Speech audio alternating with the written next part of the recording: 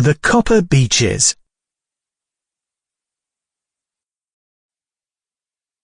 To the man who loves art for its own sake, remarked Sherlock Holmes, tossing aside the advertisement sheet of the Daily Telegraph, it is frequently in its least important and lowest manifestations that the keenest pleasure is to be derived.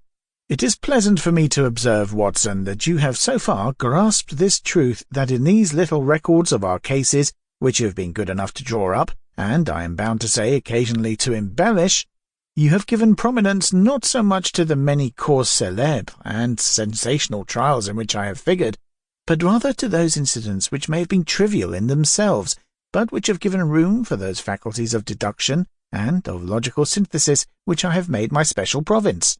And yet, said I, smiling, I cannot quite hold myself absolved from the charge of sensationalism which has been urged against my records.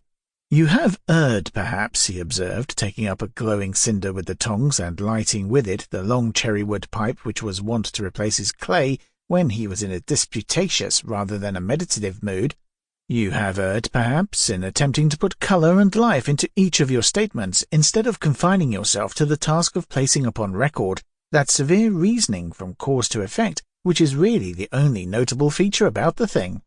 It seems to me that I have done you full justice in the matter, I remarked with some coldness, for I was repelled by the egotism with which I had more than once observed to be a strong factor in my friend's singular character.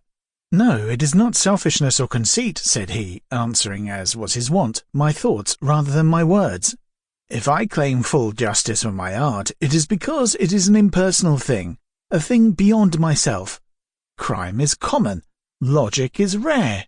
Therefore, it is upon the logic rather than upon the crime that you should dwell.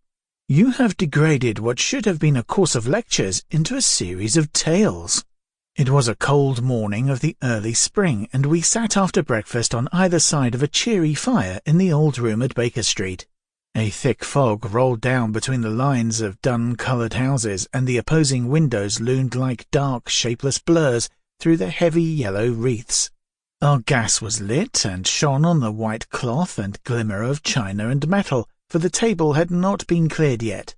Sherlock Holmes had been silent all the morning, dipping continuously into the advertisement columns of a succession of papers, until at last, having apparently given up his search, he had emerged in no sweet temper to lecture me upon my literary shortcomings.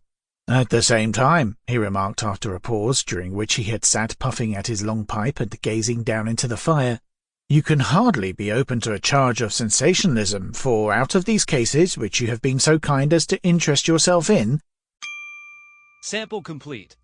Ready to continue?